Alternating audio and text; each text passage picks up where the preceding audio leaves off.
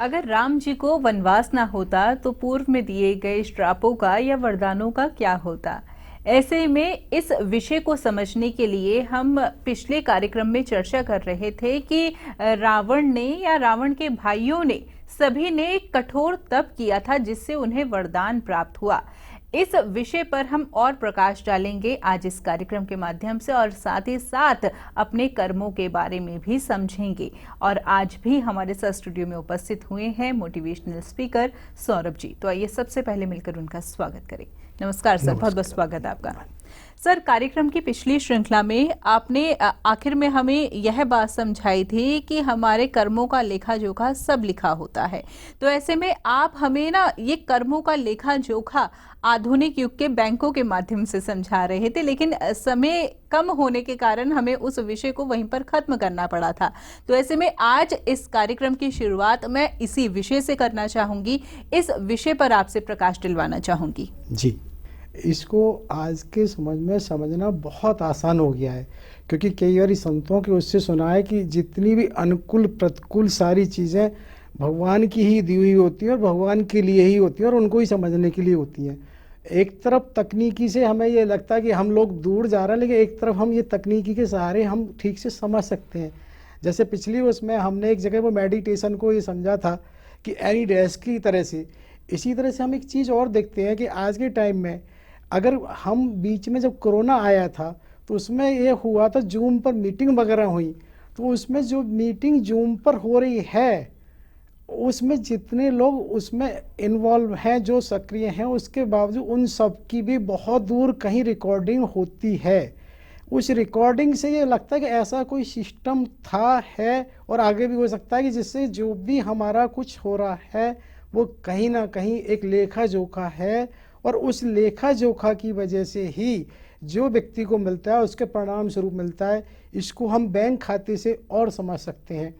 जैसे बैंक में भिन्न भिन्न प्रकार के खाते होते हैं, बहुत सारी सरकार की योजनाओं के भी खाते होते हैं जिन पर सब्सिडी मिलती है।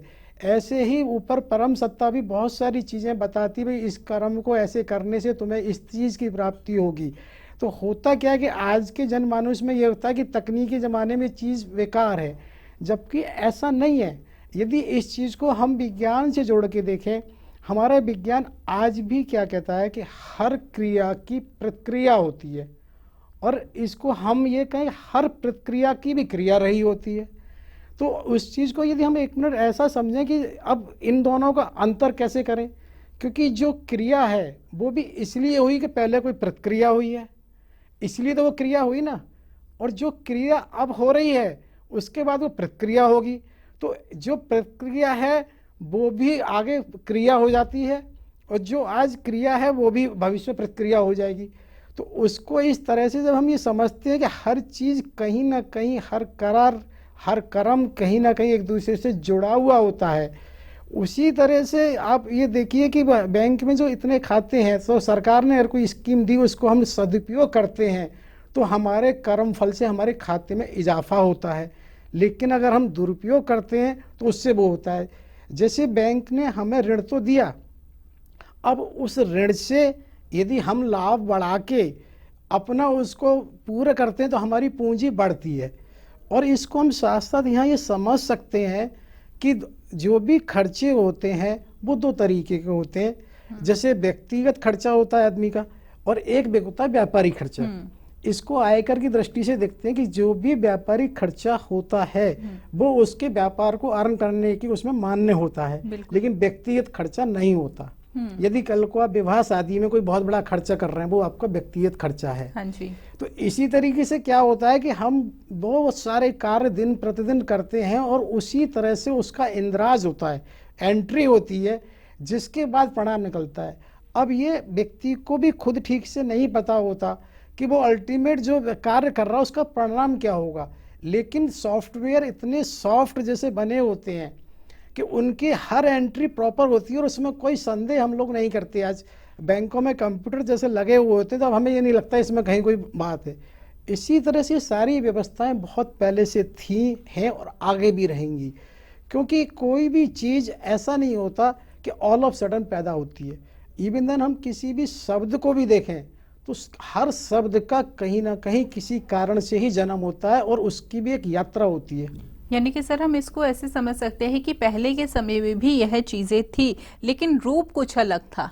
हाँ, बिल्कुल ठीक कह रहे हैं आप। अंतर क्या होता है कि हम किस चीज को कब प्रमोट करते हैं, वो चीज बढ़ जाती है। उस समय सारे लोग उसी सिस्टम को प्रमोट करते हैं। इसको उस समय सब कुछ मंत्रों के द्वारा होता था। क्योंकि इस तरह जैसे आज हम देखते हैं ना कि ऑनलाइन लोग बहुत सारे काम, कोई भी शॉपिंग कर लेते हैं, किसी को भी कहीं गिफ्ट भेज देते हैं, कहीं भी किसी को, एक सिस्टम ऐसा बना हुआ है जिसको वो एक्टिवेट। उसी तरीके से उस समय भी एक सिस्टम था कि वो सिर्फ ऑनलाइन जैसे हमने किया, इसी तरह से उन्होंने क्या किया कि एक मंत्र के द्वारा कुछ किया और उसका एक्टिवेशन रिजल्ट ये हुआ।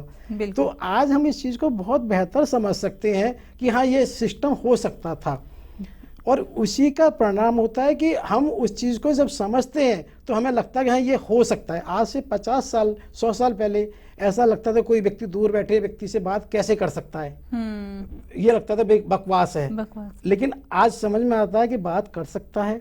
ऐसा भी हो सकता है, एक व्हाट्सएप जैसे ग्रुप बनाते हैं, हमने एक मैसेज दिया, सारे लोग कनेक्ट हो गए। बिल्कुल। यदि कहीं हमें किसी को एक सभा भी करनी है तो सब लोग एक समय पहुंच गए।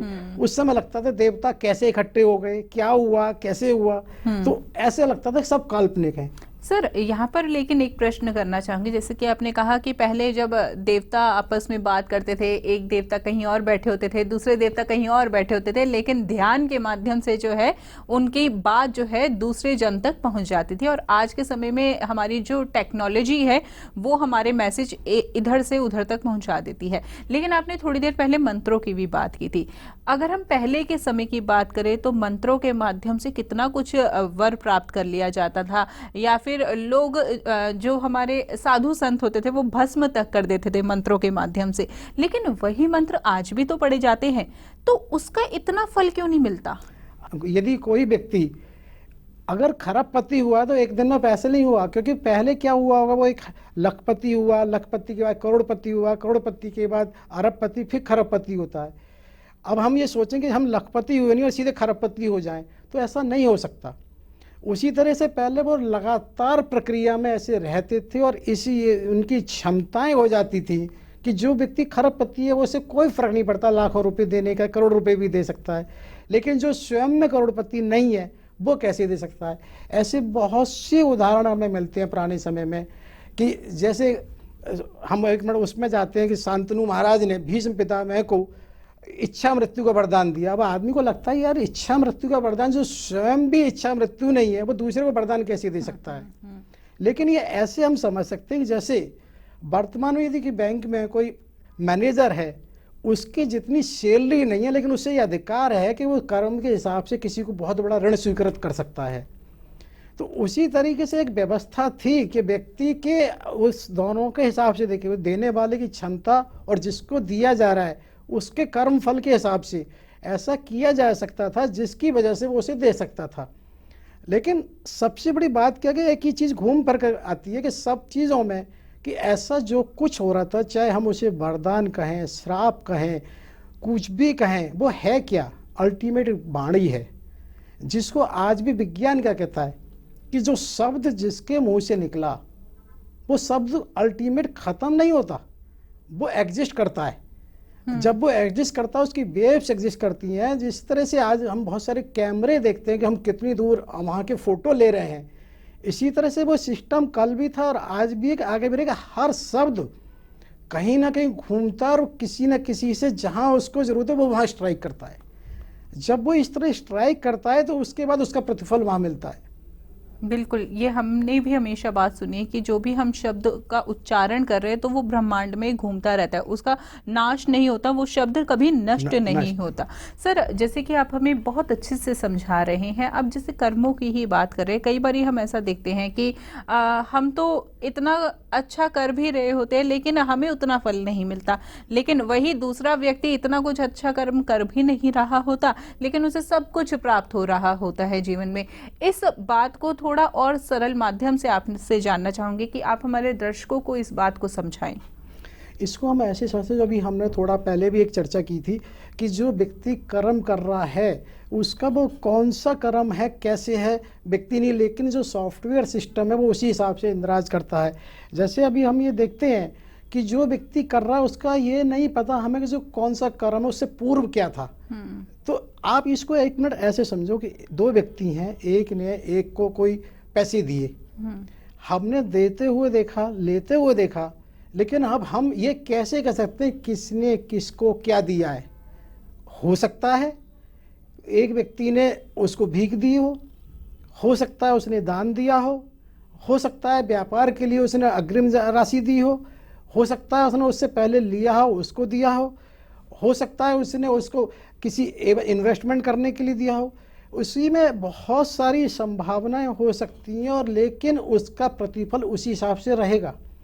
अगर तुमने उसे लोन में चुकाया है तो तुम्हारी कोई इन्वेस्टमेंट नहीं हुई है, और एक व्यक्ति ने इन्वेस्टमेंट के लिए किया तो उसका रिटर्न बढ़ सकता है।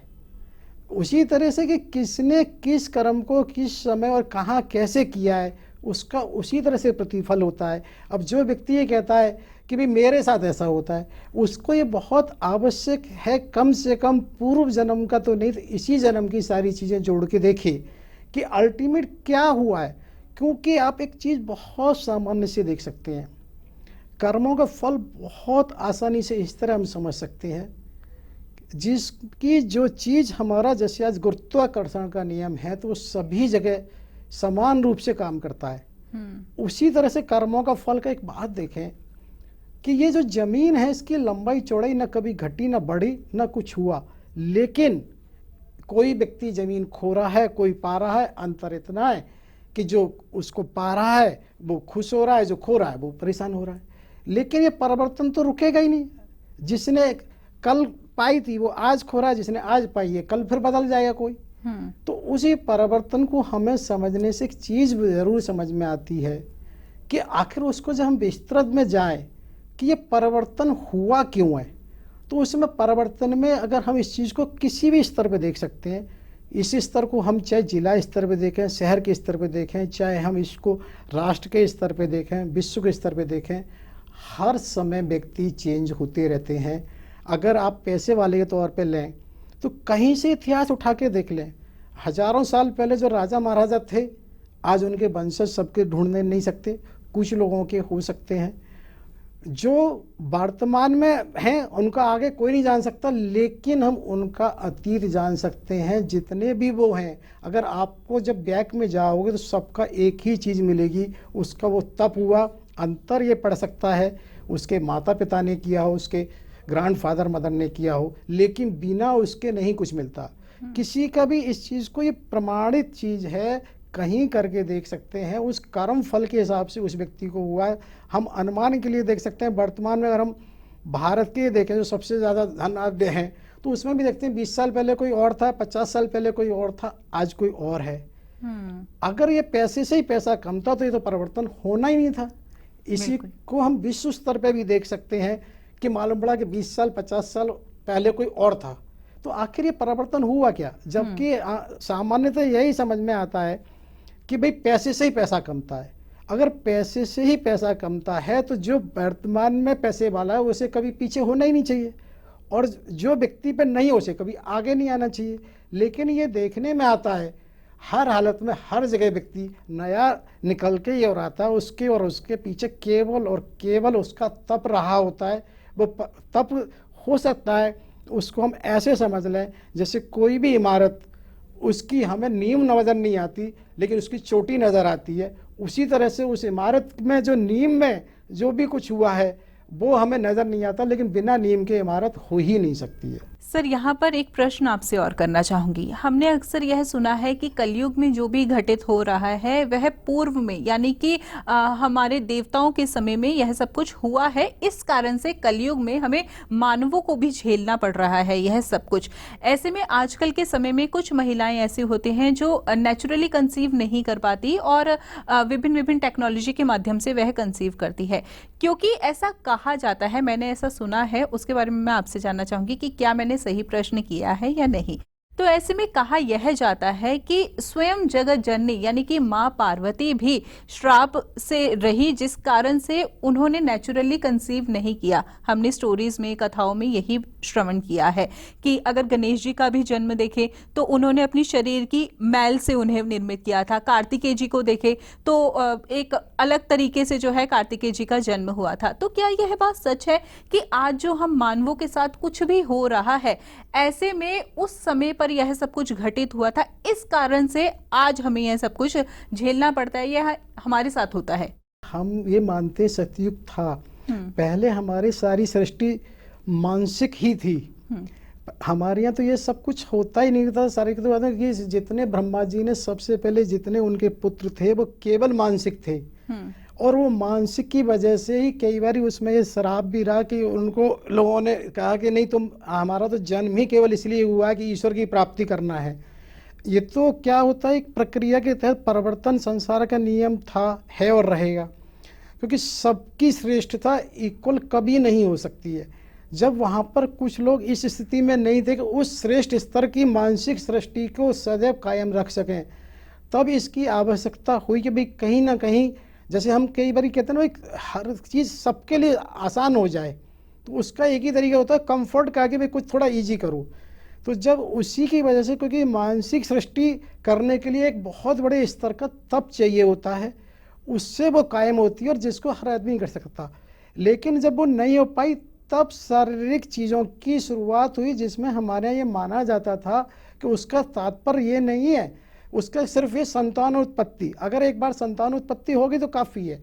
उसी चीज़ को वो घटित, क्योंकि ये एक संसार का नियम है और ये विज्ञान का भी नियम है कि कोई भी परिवर्तन अकारण नहीं होता। यदि कोई चीज़ स्थिर है तो स्थिर ही बनी रही, और गतिमान है तो गतिमान ही रही, जब तक उस पर कोई बल कायम ना हो। उससे स्थिर से गति देने के लिए भी बल लगाया जाता है और गतिमान से वो दें। तो उसी तरह से यदि परिवर्तन वो नीचे के ट्रेंड पे हुआ शुरू, कि भाई हमें किस तरह से सहूलियत हो सकती है, उस सहूलियत के लिए ही जब ये चीज़ें शुरू हुई, तो लेकिन इसका ये आश्चर्य नहीं कह सकते कि वो चीज़ें ख़त्म हो गई।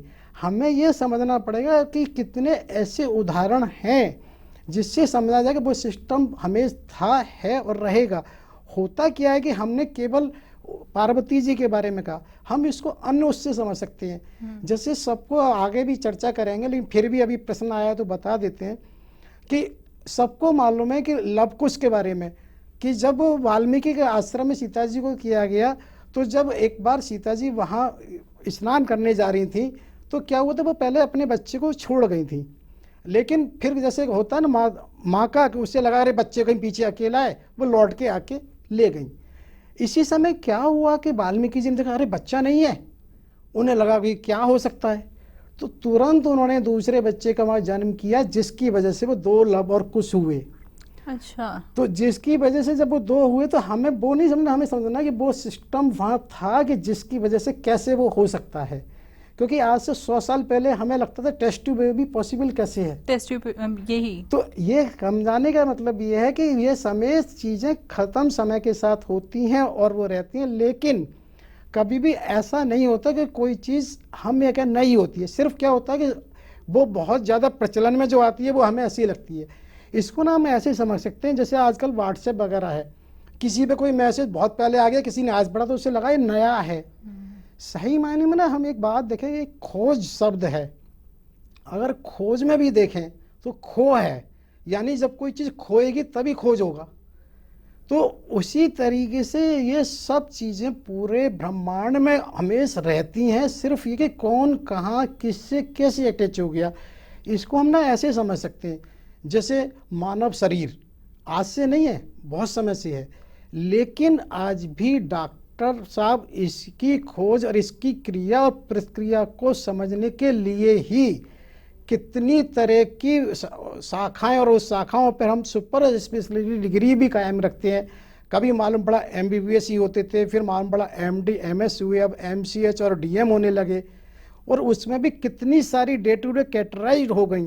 तो उसके बावजूद भी अभी हम ये नहीं कह पाए कि अब नहीं समझना बाकी है, यानी कि अभी भी हम सब इस शरीर के होने वाली क्रियाओं और प्रक्रियाओं को ही समझ रहे हैं, लेकिन ऐसा नहीं है कि ये जो क्रिया प्रक्रिया अब हो रही है पहले नहीं थी। इसका मतलब ऐसा भी नहीं है कि अब हमने जो समझ लिया वो सब कुछ हो गया है। हर क्रिया प्रक्रिया का होता है, और ये शरीर इतना ज़्यादा सेंसिटिव है कि एक बात देखिए ना कि अभी किसी ने आपको एक विचार दिया, उसका निश्चित रूप से कहीं ना कहीं आपके ऊपर फर्क आएगा। यदि कोई आपकी प्रशंसा करता है और आपकी आलोचना करता है तो दोनों आपको प्रभावित करते हैं। तो उसी तरह से हर क्रिया प्रक्रिया हर व्यक्ति को किसी न किसी रूप से प्रभावित करती है, और उसी के परिणाम स्वरूप वो ऐसा हो पाता है। तो उसी क्रिया की प्रतिक्रिया की वजह से उससे जब हम जिसकी बात करें कंसेंटमेंट की, तो उसमें हम यहाँ आते हैं कि ये चीज़ें आप और भी ऐसे उदाहरण मिलेंगे आपको। जैसे गणेश जी का जन्म कैसे हो गया, यानी ब्रह्मांड में वो सब है जिसकी वजह से वहाँ किया जाता है। और उसी चीज़ में आप एक बात देखिए ना कि वासुदेव और वो कारावास में है, वहाँ ये कैसे संभव हो सकता है कि 8-8 संतान हो जाएं बेड़ी और उससे जकड़े हुए हैं। बिल्कुल। तो ऐसा लगेगा कि भाई बेड़ी में जकड़े हुए और ये कैसे संभव है। ये संभव इसी प्रोसेस से था कि वो सब लोग इतने ज़्यादा तपशाली थे जिससे कि वो, ये जरूरी नहीं शारीरिक वो हो, क्योंकि इसमें एक मूल बात आती है कि अल्टीमेट गर्भ धारण के लिए सबसे बड़े इंजेक्ट कैसे हो। सबसे बड़े जैसे टेस्ट टू बेबी भी क्या है, उसको भी अलग तरीके से कोई एक सैरोगेट मदर का रूप आने लगा है। हाँ जी। तो वो अल्टीमेट का कोई एक प्रोसेस है जिसकी वजह से उसको एक इंजेक्ट किया जाता है, वो सेम मदर हो दूसरी मदर हो, उसी तरीके से वहाँ ना वो एक चीज़ थी कि उसको इंजेक्ट किया जाए। क्योंकि इसको आप महाभारत में उससे भी समझ सकते हो। जो महर्षि व्यास थे, जब वहाँ हुआ ना कि सत्यवती जी ने उन्हें बुलाया, जब उनकी स्थिति ऐसी लगी वंश कैसे आगे चलेगा, क्योंकि भीष्म पितामह ने मना कर दिया, तो वहाँ भी जो धृतराष्ट्र और उनका पांडु का जन्म हुआ है वो भी उसी प्रक्रिया से हुआ था, कहीं ऐसे नहीं है। तो ऐसे ना बहुत से उदाहरण मिलेंगे। इट मीन्स सिर्फ ये है कि वो सिस्टम में उस स्तर का तप यदि होता है, और अभी ना आगे अभी आपको इसी में आपको ये बताया जाएगा कि ऐसे मानस जी में ही कई घटनाएं हुई हैं जिसमें ऐसा हुआ। जैसे अभी मानधाता के बारे में भी हमने चर्चा की थी जी। कि वो अल्टीमेट मानधाता हुए कैसे। तो क्या है कि वो उस स्तर का वो होना चाहिए, सिर्फ क्या है कि वो प्रोसेस है कि वो कैसे होगा। सर यहाँ पर एक चीज और करना चाहूंगी, जैसे कि अभी आपने मानधाता जी का जिक्र किया, तो मानधाता जी का आपने बताया था कि मेल यानी कि मेल से वो हुए थे। Yes. स्त्रीलिंग से नहीं उनका नहीं। जन्म हुआ। और आज के समय में भी ये चीज अब आ रही है कि एक पुरुष भी जो है संतान मतलब कर सकता है। ये यानी कि नई बात नहीं है, ये पुरानी ही चलती आ रही है, लेकिन रूप अलग अलग है। इसका क्या है ना, इसको एक बात देखिए, साइंटिफिकली आज भी सिर्फ एक्स और वाई को जोड़ के जो साइंस कहती है उससे वो होना है, वो कैसे जोड़ना है उसका प्रोसेस है। क्योंकि वो प्रोसेस क्या होता है, जैसे कहते हैं बहुत सारी कि भाई वहाँ पर इतनी एडवांस टेक्नोलॉजी है कि वो सर्जरी वहाँ है। इसी तरह से हमारे यहाँ जो सारे ऋषि मुनि थे, इतने वो मंत्रों के द्वारा सब कुछ करते थे। बल्कि मैंने तो ये माना है कि जो रिसर्च शब्द है वो भी ऋषि शब्द से ही कहीं आया है। क्योंकि क्या होता है कि कोई भी व्यक्ति सिर्फ किसी चीज़ का भी उत्तर वो हाँ और ना में सोचता है, जबकि ऐसा कहीं नहीं हो सकता कि किसी भी मूल विषय का, बहुत गूढ़ विषय का उत्तर हाँ और ना में हो। आप किसी भी एक एक शब्द को भी देखेंगे तो उसका भी जन्म कब हुआ, कहाँ हुआ, कैसे हुआ। आप एक बात देखिए ना कि ऐसा नहीं शब्दों का कोई जन्म होना बंद हो गया। अब आप देखिए, मैं समझता हूँ वाईफाई एक शब्द है जो आम आदमी से जुड़ा हुआ है। क्या वाईफाई शब्द शायद 50 साल पहले शब्दकोश में नहीं मिलेगा, लेकिन है। तो वो भी क्यों हुआ, क्योंकि उसकी एक प्रक्रिया है, उसको एक आई। लेकिन उसमें वाईफाई को जब हम देखते हैं तो उसमें भी एक चीज़ है कि अल्टीमेट उसका मतलब निकलेगा कहीं ना कहीं चेतनता। तो अब आपने एक चीज़ हमें वहाँ से समझ में आई कि हम कोई ऐसा सिस्टम एग्जिस्ट कर रहा है जिसके थ्रू हम कनेक्ट होते हैं। और वो कनेक्ट से मीन्स ये भी हो सकता है हम सब लोग सामूहिक भी कनेक्ट हो लें। और जब सामूहिक कनेक्ट होते हैं तो वो इसमें क्या होता है, जैसे हम कीर्तन और वो करते हैं तो एक सामान्य से कोई भी व्यक्ति कनेक्ट हो ले। लेकिन क्या होता है, एक स्पेसिफिक रेंज की होती है। जैसे कभी कभी होता है ना कि अगर हम इसको 50-100 साल पीछे जाएं तो किसी समय टेलीफोन एक बहुत बड़ी बात थी। उस टेलीफोन का ये माना जाता था जिस व्यक्ति के पास है बहुत बड़ी बात है। उस समय टेलीफोन को आप ये देखिए, आपको शायद नई युवा पीढ़ी को विश्वास नहीं होगा कि आदमी जो बात करता था ना तो वो अपने इमोशनल को ही नियंत्रण करके, क्योंकि उसका ध्यान मीटर पे ज़्यादा होता था, बातों पर कम। क्योंकि उस समय के हिसाब से उसकी बहुत कॉस्ट देनी पड़ती थी। लेकिन फिर भी अब आप देखिए, क्योंकि क्या हुआ, एक घटना है टेलीफोन की, लेकिन क्या हुआ कि कहीं ना कहीं कुछ ना कुछ इस स्थिति को देखिए, लोगों के मन में धारणा जरूर रही होगी, हे ईश्वर कुछ ऐसा हो कि भाई आसान सा हो जाए। तो आप एक बात देखिए, कोई भी परिवर्तन में अल्टीमेट कहीं ना कहीं आप एक तप से जोड़ पाते हैं कि वो उस तप के कारण हुआ कि सब लोगों ने कहीं मांग की होगी, कुछ ऐसा रहा होगा जिसकी वजह से आज ये कितना सामान्य हो गया है कि आम आदमी को बिल्कुल आसानी से हो गया। लेकिन इसके दुरुपयोग से भी हम नहीं कह सकते, क्योंकि ये हमेशा रहा है कि कोई भी चीज़ कभी भी सबके लिए सुलभ हो जाएगी तो वो निश्चित रूप से सदुपयोग होगा, केवल ये कहना आसान, ये नहीं कहा जा सकता है। तो इसीलिए जो आप बात कर रहे थे उसमें सिर्फ हमें उस सिस्टम को समझना है कि वो सिस्टम कल भी था, आज भी है और आगे भी होगा। लेकिन क्या होगा, जिसका तब जिस स्तर का हो जाएगा वो उसको पाएगा। आप इसको एक चीज़ समझ सकते हो कि जो वर्तमान में विज्ञान है उसमें जितने वैज्ञानिक हुए हैं, जितनी भी बड़ी बड़ी खोज हुई हैं, उनके सबके जीवन का आप अध्ययन करें तो उसके जीवन के अध्ययन में एक ही चीज़ निकल के आती है, उस व्यक्ति का अपना इतना तप हुआ तब जाके उसको उपलब्धि हुई। तो आज भी वो तप से और कर्म फल के हिसाब से उस व्यक्ति को वो मिलता है जो उसका कर्म फल होता है। चाहे हम आइंस्टीन को ले लें, एडिसन को ले लें, किसी को ले लें। इसी चीज़ में मुझे एक चीज़ स्मरण हो रही है, मैं बताता हूँ। रसायन विज्ञान में एक ऑर्गेनिक केमिस्ट्री होती है, उस ऑर्गेनिक केमिस्ट्री में एक बेंजीन का कंपाउंड होता है जिसे C6H6 बोलते हैं। क्या तो वो विज्ञान बड़े उसमें रहते थे कि भाई इसका कंपाउंड का फॉर्मेशन कैसे होगा। तो ऐसा कुछ चाहता है, उन्हें रात में सपने में उन्होंने 6 बंदर देखे जो एक दूसरे की पूंछ पकड़े हुए थे, जिसकी वजह से उसका एक उन्हें कंपाउंड फॉर्मेशन आया। उस बेंजीन की बाद ही सारी चीज़ें उपलब्धि हुई। तो ये सिर्फ कहने का आश्रय ये है कि कहीं भी कुछ भी कभी भी अचानक नहीं होता। यदि स्वप्न भी आ रहा है तो वो किसी को अकारण नहीं आ रहा है। हमारे यहाँ तो सारे स्वप्नों का वाक़या वो किया गया है। और अभी इसमें भी आगे जब हम प्रकरण करेंगे ना तो इसमें भी आएगा स्वप्न के बारे में भी कि किसको स्वप्न में क्या आया।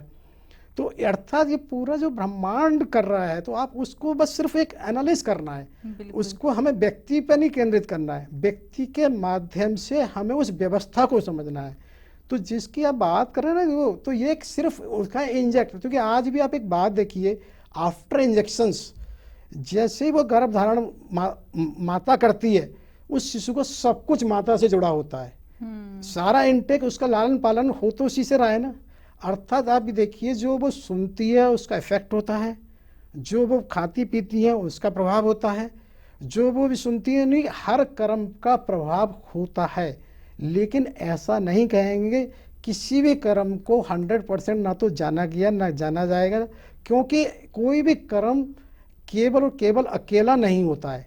बहुत सारी चीज़ें, इसको हम ऐसे समझ सकते हैं, आज के विज्ञान में किसी को किसी दवाई का अगर हम कहते हैं तो ये नहीं कह सकते इस दवा से तुम्हारी शुगर इतनी घट जाएगी या इतनी बढ़ जाएगी, क्योंकि बहुत सारे फैक्टर होते हैं। ये ठीक है, दवा उस पर काम करती है, ये ब्लड प्रेशर घटाएगी, ये ब्लड प्रेशर बढ़ाएगी, लेकिन अब आप कहें भाई उसका ब्लड प्रेशर तो 2 दिन में नियंत्रण हुआ, इसका नहीं हुआ।